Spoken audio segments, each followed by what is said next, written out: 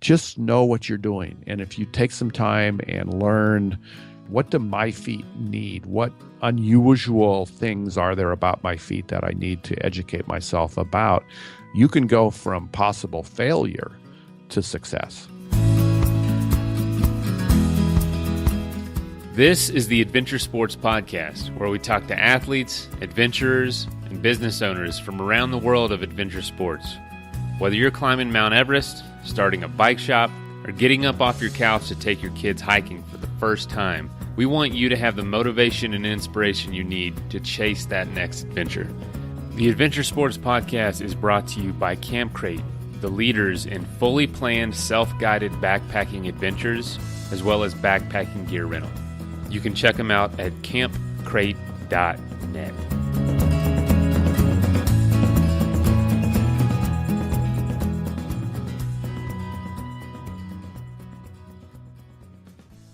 Quick warning, my dog is chewing on a toy in the background, and she is so stinking cute that I'm not even going to disturb her. So if you hear something, that's what it is.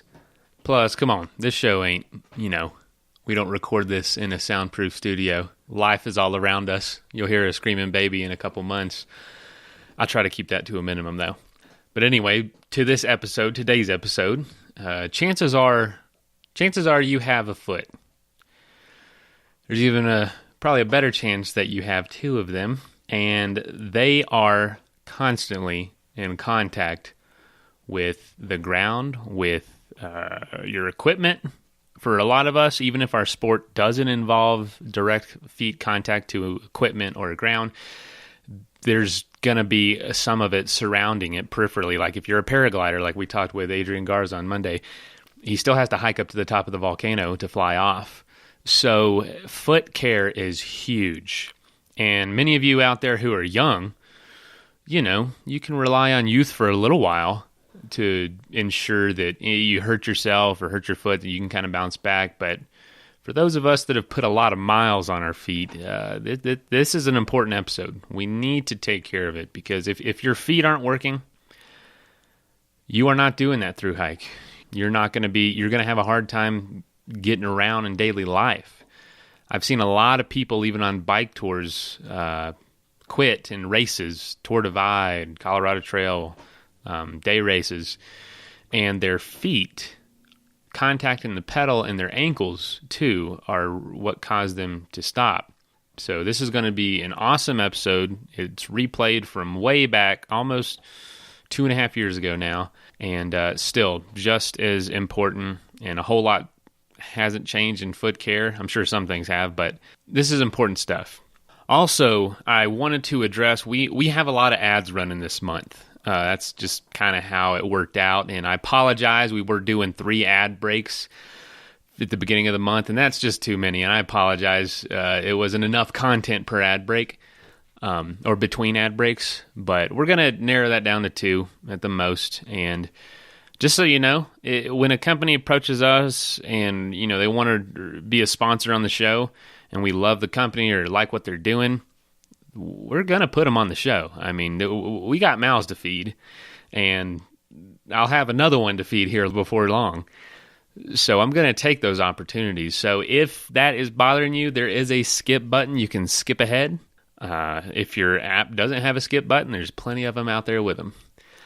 But if we get the opportunity to run a sponsor, we are going to run them. We're going to support them, and they're going to help support us. So that's just how this is going to work. This takes a lot of time to produce this show. We are so happy and so thankful to do it. But if someone wants to help us out by being a sponsor, we're gonna let them do that. But we will try to make it as easy for the listeners to consume as possible, because this show is free to you, and we're going to keep it that way. And to do that, we need to find sponsors. And speaking of sponsors, I will just quickly go over the 3 that we have. First, we have Peak Refuel. You know them. They're backpacking food, basically freeze-dried food, but really good stuff. I used them on a guided trip this year. Everyone really loved them. Our second company is Powder 7. They are an mostly online ski shop with a really cool interactive tools on their website that are only found there. Awesome customer service. They'd love to help you out. Also, We have Hemp Daddy's CBD oil and transdermal cream. I've been using them on my knees, which I have arthritis in. And I did a hike this morning after putting some cream on, and it helped a lot. Honestly, we don't promote things we don't believe in. So I would give those companies a shot. All of them have deals going with us. You can check our website, check the show notes for that. Anyway, I'm really looking forward to this episode. And as you all know as well, that we have plenty of interviews a week that are scheduled out, and my goodness, we have some awesome ones coming up in the next few months. I get to do these interviews, and they don't release for like a month, sometimes two, depending on how booked we are. And man, we've got some awesome ones coming out. So keep your ears peeled, continue sharing the show, listening to the show, and giving us ideas of what you want. This show's about you. What you want to hear. What trips are you getting ready for? What are some of the things, sports you want to hear about? Because frankly, there's a lot of adventure sports out there we don't cover very often. So if there's something on your mind, reach out to us. We want to keep this thing vast, keep this thing interesting. And thank you so much for choosing to spend your time with us today. All right, here's the episode on feet. Foot pain and blisters. Most of us in our adventure hobbies have had to deal with these annoying ailments at one time or another. Jon Vonhof is here today to educate us on proper foot care and hopefully to provide a few good tips and tricks that will keep our feet out of trouble. Jon is an ultra runner and a foot care expert as well as an author. He's volunteered his knowledge and services at running events around the globe, patching up thousands of tattered feet. He spends time speaking to runners and hikers about being good stewards of their feet. With more than 20 ultramarathons under his belt, including competing 3 times in the 100-mile Western States Ultra and 10 times in the Santa Rosa 2,400-hour track run, Jon has the experience to guide us to great foot care. His book, Fixing Your Feet, Injury Prevention and Treatments for Athletes, is in its 6th edition and continues to be a leading manual for proper foot care for athletes. Jon, welcome to the show. Thank you. Happy to be here. I'm happy to have you. So for many of us, foot care is not exactly the epitome of riveting conversation, but I think your expertise really fits in with our audience. We have a lot of ultra runners and backpackers and thru hikers that could benefit from your tips and tricks. So let's jump right into that. I personally have been plagued with foot issues, ever since a kid. I used to have heel issues playing basketball and baseball and football and, water skiing. I sprained ankles. I've broken ankles, snowboarding. And it's been all of this constant plague of foot issues. So I'm hoping that you can share a few things that'll help me deal with my foot issues, not to mention the blisters that we all experience. So what is it that causes our issues? Are we just not trained correctly, or do we not know how to take care of them in the long run? What's the deal? Well, first and foremost, I think what happens is people simply overlook their feet. I've been to events and people spend thousands of dollars on their race or their thru hike, and they've got all this planned out. They plan out their food, they plan out their gear, and they never think about their feet.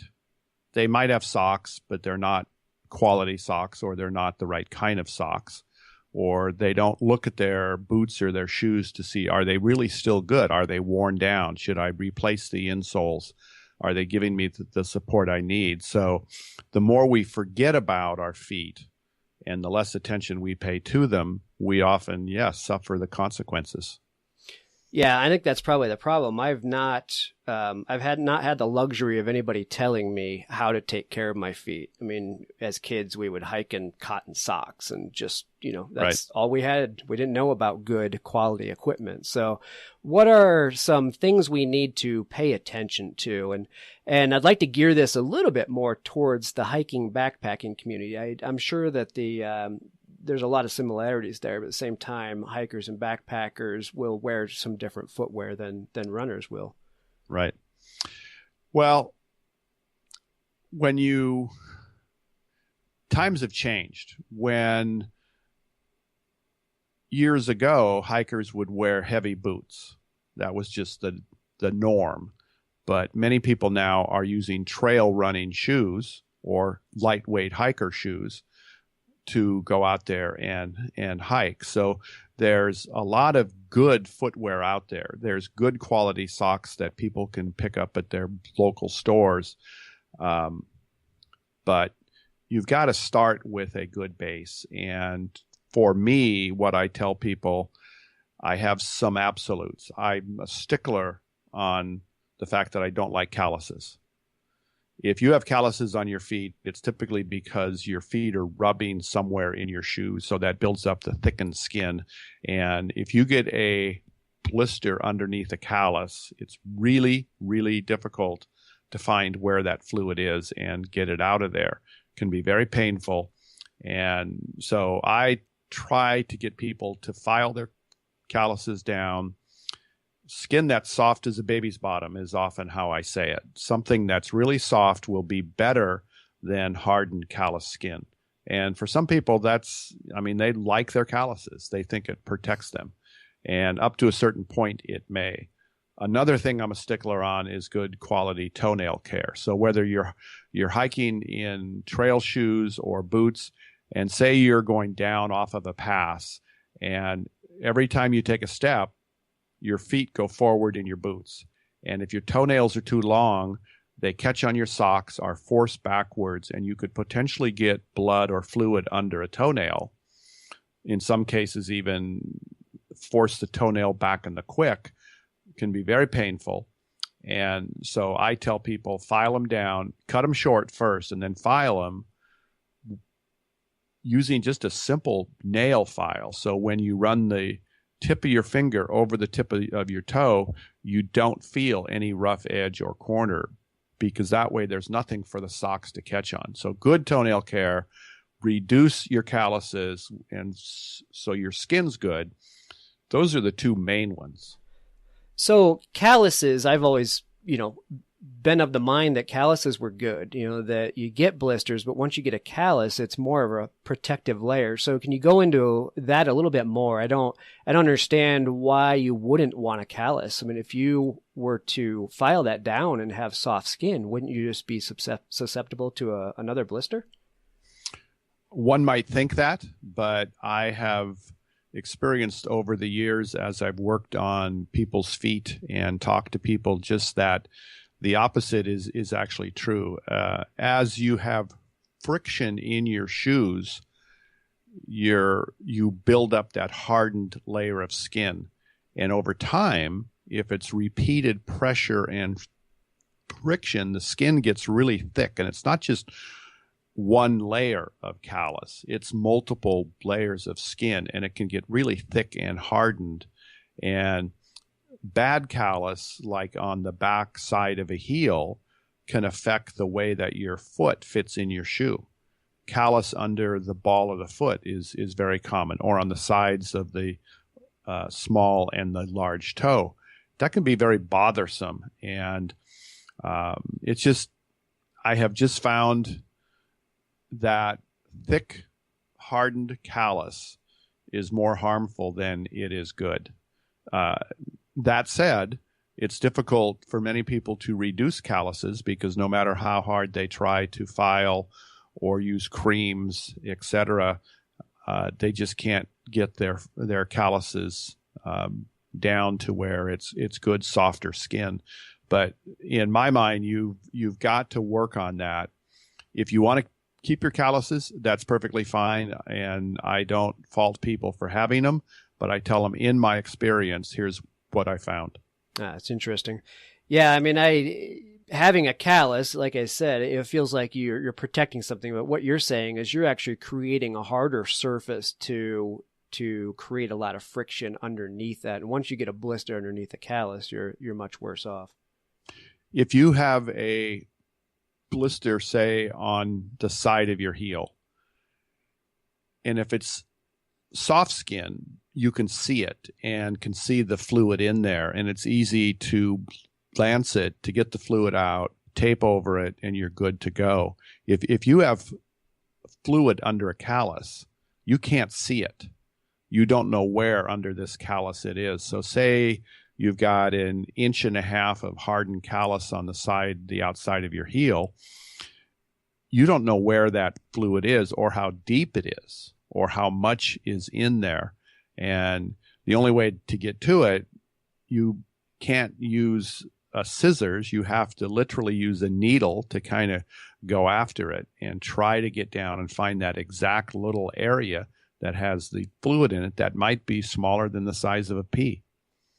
So let's talk about why we get blisters. I assume this is a situation where we're just, having a friction where the skin is moving, against the shoe, but also moving against the subcutaneous layer. And then that causes the aggravation. But what is the kind of the science or the mechanics behind it? Well, you kind of hinted at it in your words there. It's what's going on inside the tissues. In many editions of the book previously to the new 6th edition, all carried the same thing. They're caused by heat, friction, and moisture. And in this new edition of Fixing Your Feet, I found, and I have a whole specific section and chapter on it, that there's this thing called shear. And to give you an example, if you think of your heel bone, your calcaneus, as you go through the foot strike and you come down in your hiking shoe on your heel and you roll over toward and off your toes, that heel bone goes up and down. It's just going to move through the foot strike. That bone moves against the inner tissues. And as pressure and friction in your shoe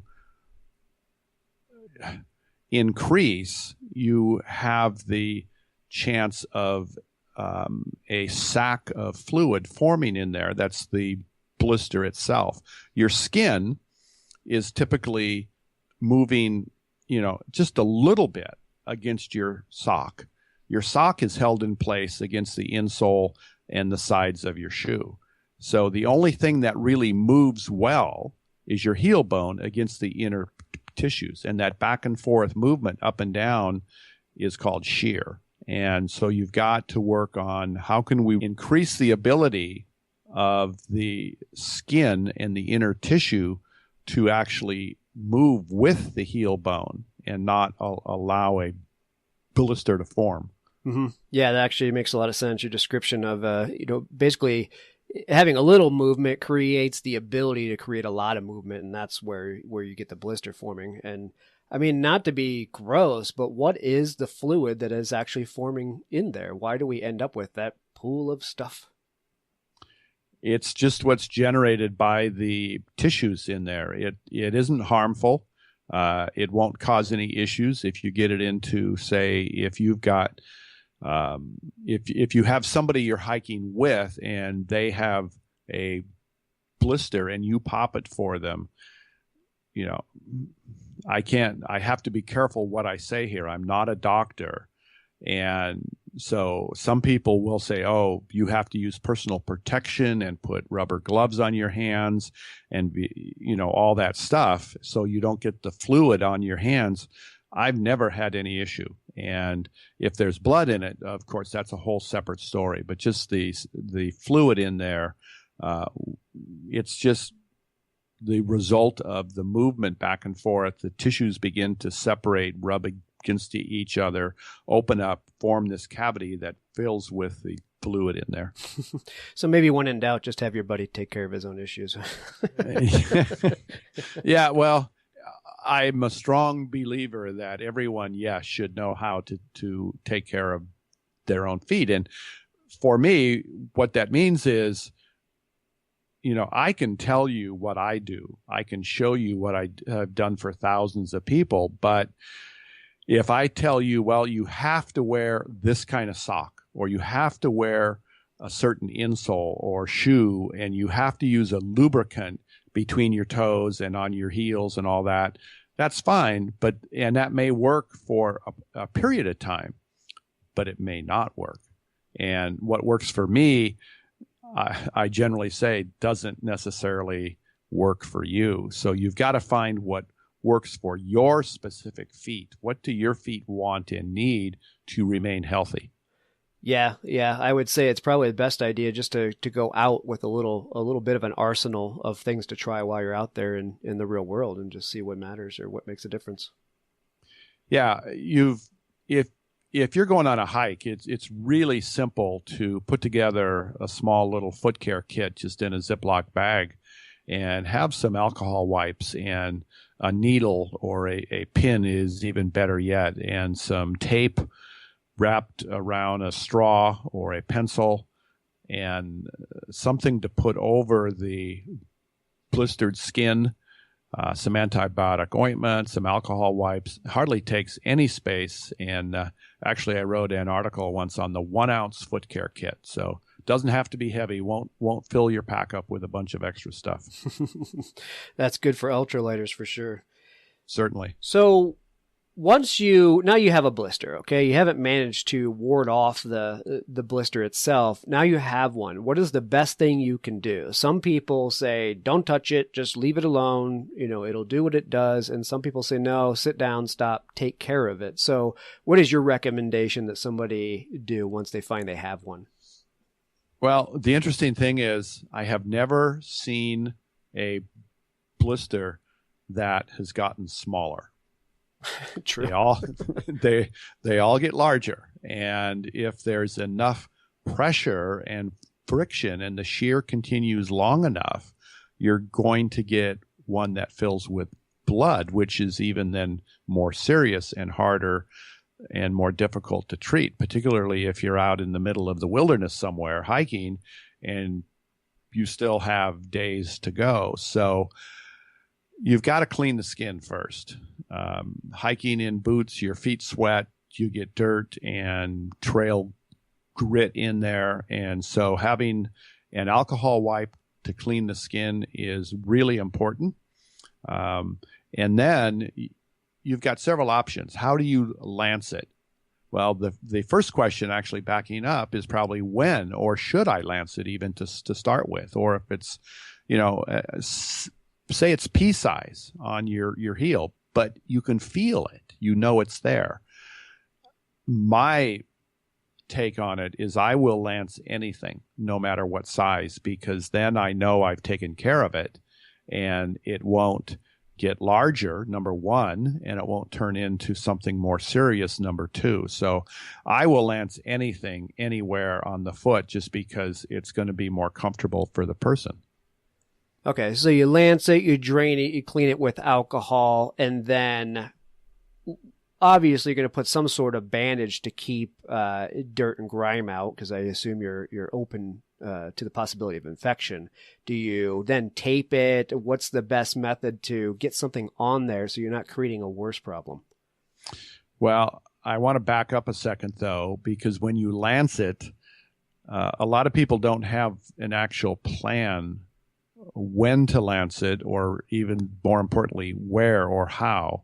And if you're out there and you have a multi-utility knife that has a little scissors on it, then you can kind of pinch the skin and cut a V in it with the scissors and let the fluid out that way. If you use a needle, remember that poking something with a needle is nothing more than a puncture wound, which often will seal back up on itself once you pull the needle out. So if you're using a needle, I tell people kind of put it in and then move it side to side to elongate the hole so it won't close up. That's number one. But if you look at, we'll go back to the blister on your heel, you want to lance it typically in at least two places where gravity will help the fluid flow out and down, and pressure going through the foot strike. You come down on your heel. In doing that heel comes down, it kind of compresses, and so make a hole forward on the forward end toward the toes and more toward the top. So as you come down on that heel, it forces the fluid up and out too. So I generally always make at least two lancing spots on everything that I lance. And then, yes, what do you do? Well, you squeeze the fluid out, number one. You dry the skin. maybe use your alcohol wipe to clean it again, and then you have to cover it. And if you have something like moleskin, you'll probably find that it doesn't stick well. So I prefer tapes, whether it's kinesiology tape or even duct tape in a pinch works. There's a lot of tapes out there that people use. White athletic tape typically doesn't stick very well. Spenco makes a product called Skin Knit that is very soft and conforms very well to the foot, so that's easily carried. It comes in a thin rectangle and can be cut to size. So I would carry a small tube or container of antibiotic ointment, put just a dab of that over the blister itself, over the top of it, so that when you cover that then with tape, and the tape ultimately comes off, you're not going to tear that skin off the top of it. It'll stay on there. I also use Desitin that is used on baby bottoms, or zinc oxide over the top too. That helps as a drying agent. Just something to protect the roof of the blister so the skin won't peel off. Now, is there any benefit from taking that skin that was the top of the blister out completely so it doesn't continue to rub and loosen up and expand? Or is it better to leave that on and cover that all up like you just explained? You're typically better off to leave it on. Number one is because if you take it off, what you have underneath is just plain raw skin and all of the exposed nerve endings, and that can be more painful, much more painful than leaving the roof or the skin on top. If the skin has torn, if you take your shoe and sock off and you have a 1-inch blister on your heel and the skin is already torn, I even try to put some ointment inside underneath it and then lay the skin down over the top of it and then tape over that. I try not to cut any skin off. So all of you know that I deal with some chronic pain, some chronic inflammation in my knees, and it's been an issue with my adventure sports career. But we just had Caleb Simpson on the show to talk about his company, Hemp Daddies, and I'm actually going to give their products a shot and see how they do. I'm going to be using their CBD oil and transdermal cream. I've been trying it out about a week now, and I've actually noticed I sleep better. My stress and anxiety have even lowered a little bit, as well as my knees do feel a lot better. Their products are third-party lab tested. They're made from USDA organic hemp, and they're grown on a family farm right here in Colorado. If you'd like to give it a shot yourself, go to their website, hempdaddies.com, and use the code ADVENTURE to get 10% off your first order and free shipping. And I will keep you in the loop about how it does for me. So buying ski gear can be a pretty daunting process, especially when it's online, but Powder 7 made that process incredibly easy. They live by their mantra, which is skiing for all for skiing, by being completely dedicated just to skiing and encouraging anyone and everyone to participate all year long. It really doesn't matter if you're looking for your first pair of skis or looking to round out your quiver. They have literally thousands of skis in stock, new and used, so you can get a really good deal. A team of ski experts to help you find the perfect ski for you. And they stock every brand you can imagine. And not only skis, but they have everything else you need, whether it's a helmet or goggles, apparel, boots, bindings, poles, literally everything. The only thing they really don't get you is a lift ticket. It's crazy. So you can visit them online at powder7.com or stop by their store there in Golden, Colorado. But make sure you give them a shot before trying anywhere else for your ski equipment. So let's talk about preventative measures then. There are reasons we get blisters, and sometimes we're just simply not going to control whether we get them or not, but I think we can have a large influence on the severity or how many we get. So obviously, and most of us know, cotton socks out completely, right? Right. Yeah. Cotton just holds moisture in, becomes very damp. I'm not a fan of cotton. There's so many excellent, good socks out there nowadays that will either wick the moisture away from the skin, or even fabrics that are moisture hating, and they won't allow it to even attach to the fabric of the sock. So good quality socks is your first line of defense, obviously. But it also gets down to, you want to make sure that whatever you're wearing on your feet, if it's hiker boots or shoes, that you have a good fit. If your footwear doesn't fit and your heel's moving up and down, or you've got too much movement in the forefoot, or it's too tight, pinching your toes, pinching the ball of your foot, you're going to have more chances of having issues. So make sure whatever you're wearing on your feet fits as best as it can.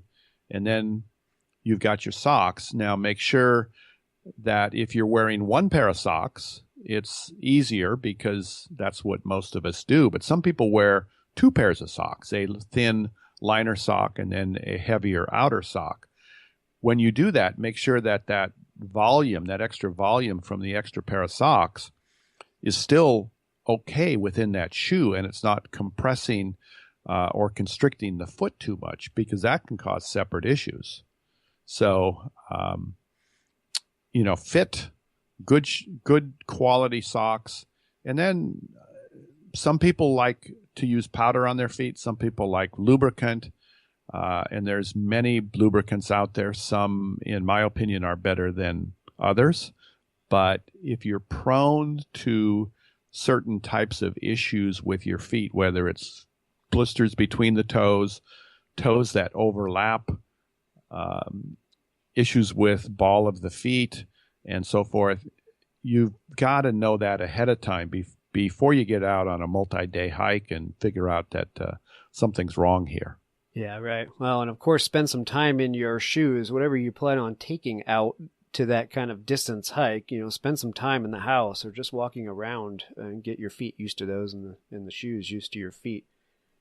Well, in the old days with heavier boots that a lot of people wore, I remember when I was out of high school. This is a long time back. I won't date myself, but it was a long time back, and I had heavy boots, and you had to wear them to break them in. And with many of today's hiking boots or even shoes, you don't really have to do that. But what you said is good. Yes, it's a good idea. Wear them around the house. Make sure they feel good, that there aren't any bad seams within the shoe itself, that you don't have any pressure points that can come back to hurt you later on. Make sure they fit. And if you're walking around your house is one thing, but walking outside up and down trails with 20, 25, 30, 35 and more pounds on your back will often change the way that your feet feel at the same time. Oh, yeah. Yeah, you can't, it's hard to mimic your foot sliding forward on a 30-degree slope and jamming up to the toe of your shoe. So I want to talk about the doubled up socks method. It's always made sense to me to use two very thin layers of socks so that one can cling to your foot and then slide within the other one, which is probably clinging to your shoe. Correct. It's a sound theory, and it has worked for me in the past. Is it something that you would recommend? It's kind of an individual thing. I would say it's probably not as common as people think. When I work, particularly ultra marathons, I don't find that many people wearing double socks, but it can be very helpful because, like you said, the one layer of sock moves against the outer one. And so that can relieve some of the friction and the pressure there, which is certainly helpful. So your options are several. You can wear a sock like Wright socks, WRIGHT socks, and they're double layer. They're actually made with two layers of fabric that move against each other. And they're very, very, they've been around for years. And I believe they're even one of the only double layer socks out there. Excellent company, excellent socks. Other people will go actually with 2 pairs of socks. And if you're prone to toe issues, then wearing a pair of Injinji liner socks. Injinji are the toe socks for people who haven't heard of them. Each toe is actually encased in its own little sock, so to speak. And the socks actually, the toe sock portion of the sock conforms very well to whatever size your toes are, whether it's large or small. It may feel a little bit funny to start out with and take some getting used to, but if you've had blisters between your toes or tips of the toes, etc., the Injinji toe socks can be a lifesaver. So some people will wear those purposely underneath then a heavier outer sock, or even, a thinner sock. The outer sock doesn't have to be heavier. It's just the whole purpose is 2 layers that move against each other. Yeah, those make a lot of sense. I didn't realize those were available, but I think that's probably the worst blister is getting the ones in between the toes, because that's some of the most tender skin you have on your body. They just don't usually take abuse. And once you get a blister in there, you don't stop thinking about it.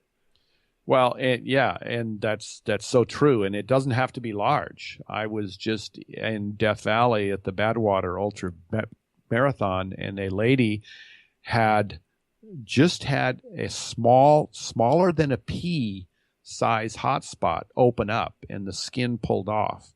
And she had this raw skin and it was killing her. Mm-hmm. So it doesn't have to be big, but it can hurt like crazy. And what you have is the 2 toes rubbing against each other and nothing to protect it. That's a good tip. I think I might have to go look for those.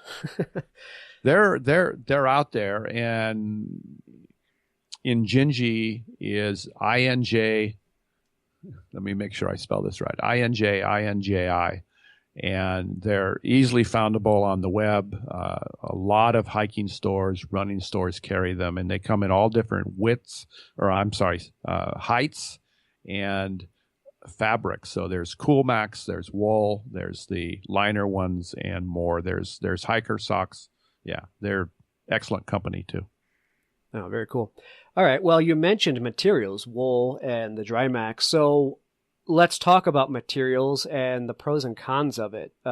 Maybe what is your recommended material to start out with? I know not everything works for every person, but what's a good one to start out with if people are having problems and they might want to try something different? Socks are fascinating. They have changed so much over the years that just this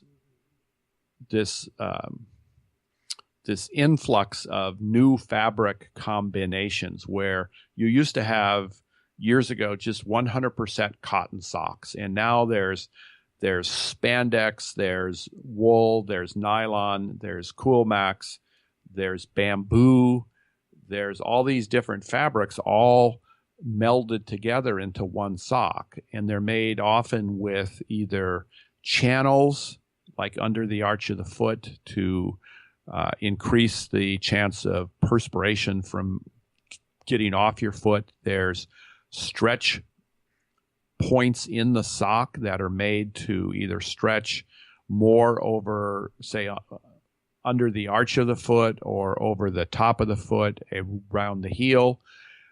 So socks companies have done just a fabulous job of making better socks that fit our feet well. Most of them have done away with the bad seam inside over your toes. So most of them don't even have seams that can be felt, and they're durable.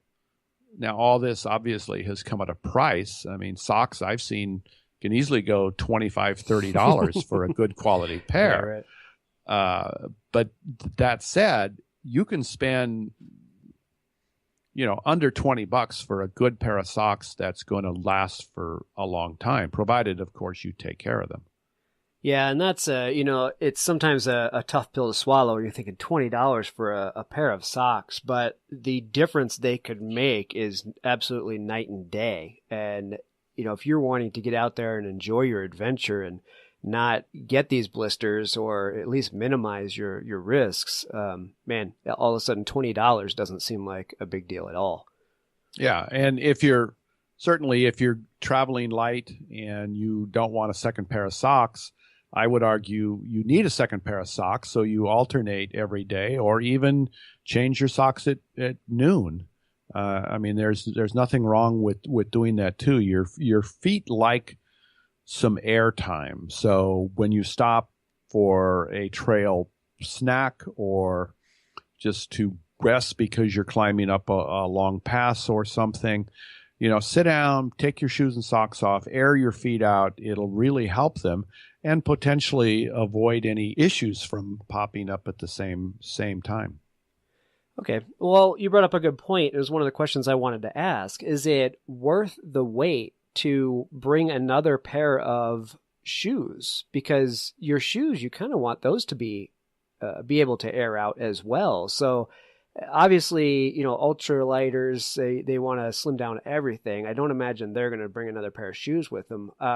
But many of us might consider it if it's going to be better for our feet. So on a day hike or, a multi-day hike, is it worth bringing 2 pairs of light shoes so you can strap a pair to your pack halfway through the day and let them air out? I would probably not do that personally. If somebody wants to, that's certainly their choice. I would be more inclined to say, here's my hiking shoes, whether it's a trail running shoe or a specific hiking lightweight shoe or boot, or even a heavy one. That's your footwear to hike in. Now, when you get into camp, what you want is to take those off your feet. You want to put something else on your feet. So I'm inclined to tell people, carry something else that becomes your camp shoe that you can wear around camp. And sometimes this can be used in a pinch if your regular hiking shoes go bad on you, or something happens and you just can't wear them anymore. And so what I tell people is, find yourself a nice, comfortable pair of sandals or even Crocs. They're very, very light. They can just be tossed on the back of your pack with a carabiner or a couple of ties. And you get in camp, you take off your shoes and socks, you air your feet out, you walk around in Crocs or a sandal, and in a pinch, you could actually hike out in them. Yeah, that makes a lot of sense. So not necessarily beneficial enough to take the extra pair of regular hiking shoes, but I like the idea of the camp shoes. And I would imagine you probably recommend people not putting socks on when they're sleeping overnight. It just gives them a chance for their feet to air out even more. Right. Okay. So let's talk about the book. I don't think I even mentioned that you're a podcaster in my intro, but you have your book, which is Fixing Your Feet, Injury Prevention and Treatments for Athletes. You also have your podcast because you're an author, and the podcast is called Writers and Authors on Fire. And your podcast is to inspire and help aspiring authors, right? Correct. Okay, so tell me about the book first. It's in its 6th edition. Obviously, it's been out for a while, and I think a lot of people are using this thing. So what can people find in the book, and why is it useful? The story behind Fixing Your Feet is fun. In 1992, I ran a 72-hour race and had some blisters between my toes, and a friend of mine showed me how to duct tape my feet, which was really new to me at the time, and that kind of piqued my interest. And over the next years, my son suggested that I write something about feet, and I did. In 1997, we did the first edition. I did the artwork. A guy I met on jury duty designed the cover, and I self-published it. And over the course of 2 editions, it became a success, and then a mainstream publisher picked it up, which is Wilderness Press. And yeah, about 3 weeks ago, end of July, the 6th edition came out, which is really awesome to have a book get to that many editions. And there's almost 375 pages of everything that you ever wanted to know, and probably stuff you didn't want to know about your feet.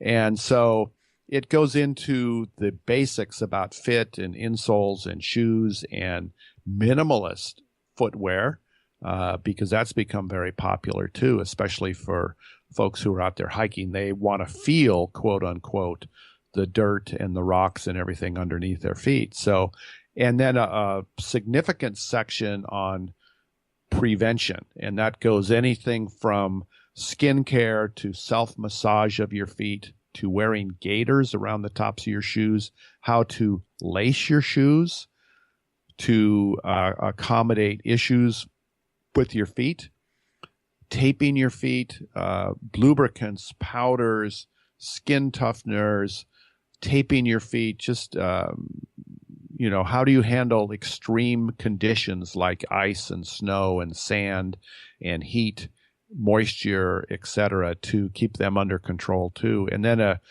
very large section at the end, which is treatments, and that's everything from the blisters that become obnoxious and never seem to stop, to spraining an ankle, to tendon issues, toenail issues, toe issues, just everything under the sun. And it's become very popular. A lot of people know of it, or I'm sure have it, but there's still a large number that haven't heard of it. So I take satisfaction that over the years, because it's almost been 20 years now, this has helped a lot of people understand and take better care of their feet. Yeah, I'm sure. Well, I think if you're getting some good tips and tricks here, and you're obviously providing those for us, if you guys are getting good tips and tricks here as a little sampling on this show, then definitely go find Jon's book and look to see what else you can do for your feet, because obviously taking care of our feet makes a huge difference in our enjoying of our adventure activities. I will even add that I often get people who tell me, "Oh yeah, I've got it. I've got the second edition," and I go, "Wow, that was like year 2000." A lot's changed in that time frame. So every edition has new and updated information, from the URLs to the products to new techniques and skills and learning. So I encourage people to try to stay current if you can. I mean, it isn't that expensive. And your feet will thank you for it. Yeah, absolutely. Well, we'll be sure to get the link to the book in the show notes for sure. And we'll do that for the podcast as well. So tell us about the podcast. You being an author, you've been doing this podcast for a little while, and it looks like things are going well. So tell our audience about the show and why they might go and listen to it. The podcast comes out of my speaking at writers' conferences about marketing and self-publishing and book proposals and ideas and just writing in general. And I found that a lot of people just were lost and they didn't understand certain things and tended to come back to the conferences year after year with the same issues. And so I started Writers Authors on Fire as a podcast about a year and a half ago almost, to help people to hear other people's stories. So I interview authors and even folks that don't have a book yet, that maybe won't ever have a book. I want people to hear their stories, to be inspired over what helps them write, what makes them get fired up over writing, and whether it's your subject matter, the audience that you want to help. All of us go through many of the same issues. So it's me as an author interviewing other authors about their writing, and I've just had a lot of fun. I interview all genres and all types of writing out there, and it's been fun. I can say it's helped people. It's certainly helped me as I hear other people's stories. And it's often said, everyone at some point says, yeah, I want to write a book. I have a book inside of me. Mm-hmm. And yet for many people, it will never happen because they don't know how, they don't understand it. And yet we're in an age with Amazon and Kindle ebooks where anybody can actually write something. Whether it's good or not, that's a whole nother story. But anybody can write something and publish even 5 copies for their family. So if you get out there and do a whole bunch of hiking and you want to write about that and put it in a story form so you can pass it on to your kids, it's doable, and it isn't that expensive either. Yeah, it looked like you had a good mix of interviews on there, like you said, from the inspirational to the this is how you self-publish, the how-tos for authors. And you brought it up, but I think we probably do have a lot of listeners that have done the AT or the CDT or the PCT, and would love to write about that, but really aren't sure where to get started or haven't reached the right point of inspiration. So maybe they need to come over to your show and listen a little bit and get their game on. Yeah, there's a lot of helps out there. And, I just see so many people that do some fantastic things, and they're, a through hike can be a fabulous experience. And you want to capture that. You want to savor it and be able to share that, particularly with your children or your family. And what better way than to put it on paper? Yeah, absolutely. So yeah, like I said at the beginning of the episode, I used to carry cans of food into the backcountry, and I know there's a lot lighter things to do, but there's just a lot of options that aren't good for you or are either too heavy, and that's why I really do use Peak Refuel now. They're a new backpacking food company, and I say backpacking food, really it's just freeze-dried food that you can use for anything. I've actually eaten it for dinner before with my family because it's real food. It does not taste like backpacking food or hunting food or something that you're only going to eat in the backcountry. It's delicious, high in protein, nutritious. It is going to refuel you. It is filling, huge portions, and I really encourage you all to give it a shot. At least try it out. And that is peakrefuel.com. And if you want to get 20% off an order, use the code ASP20. And that's capital ASP and then 20. Now, back to the episode.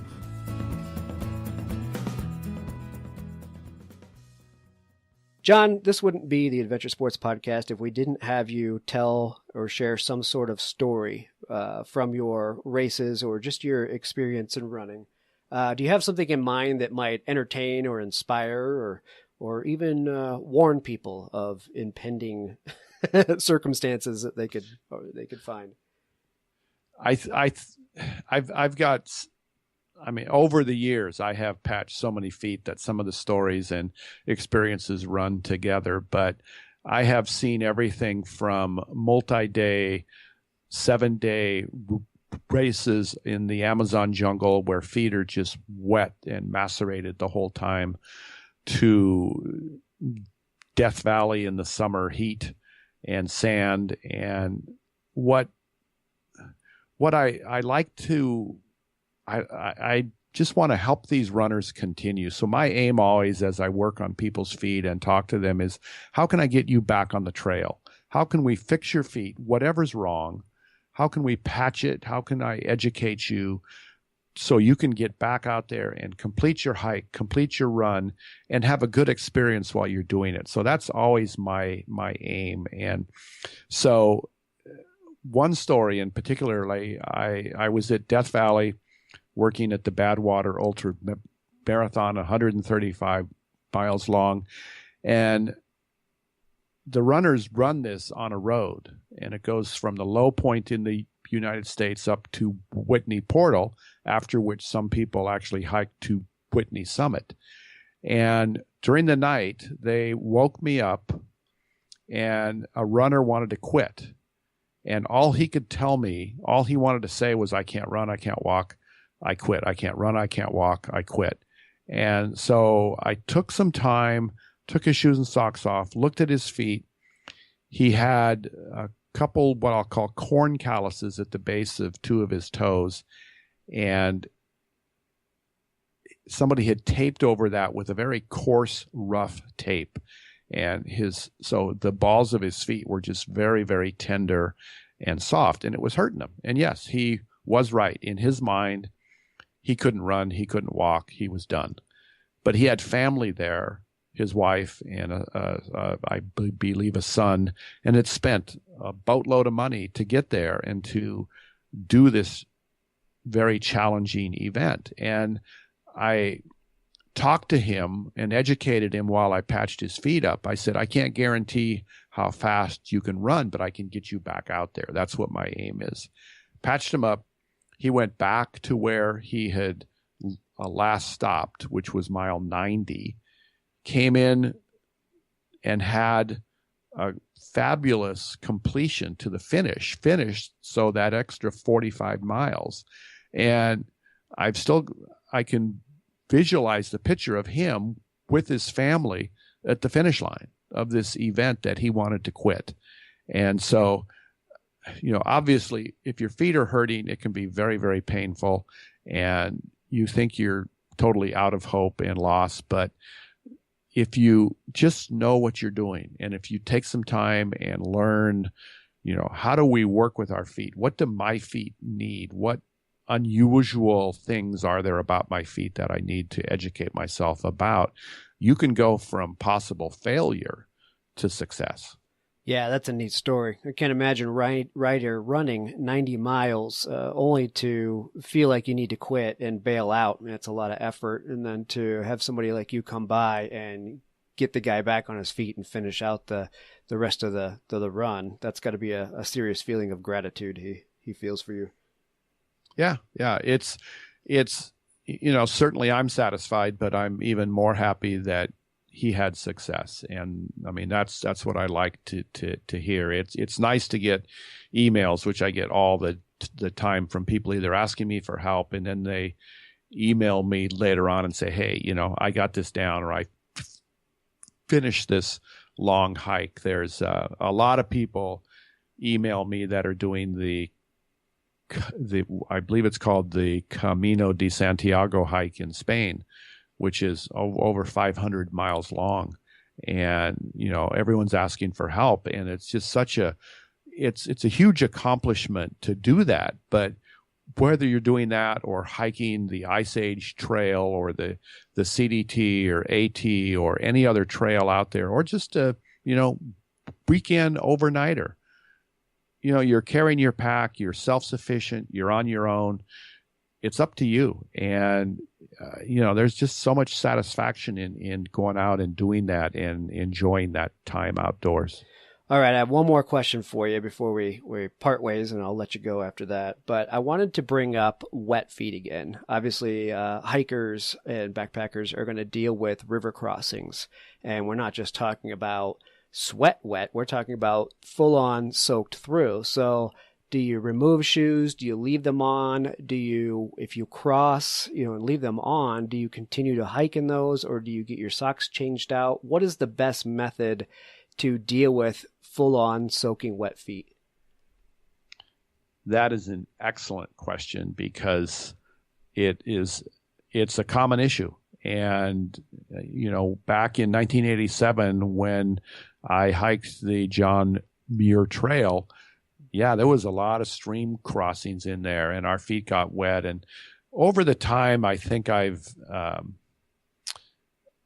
done things where I go, no, I'm taking my shoes and socks off and I'm walking across, and then I'm putting them back on, because that way, my feet aren't wet. But they dry pretty quickly, particularly today with the mesh running shoes or trail shoes. So I wouldn't necessarily jump to say you've got to take them off and tie them around your neck.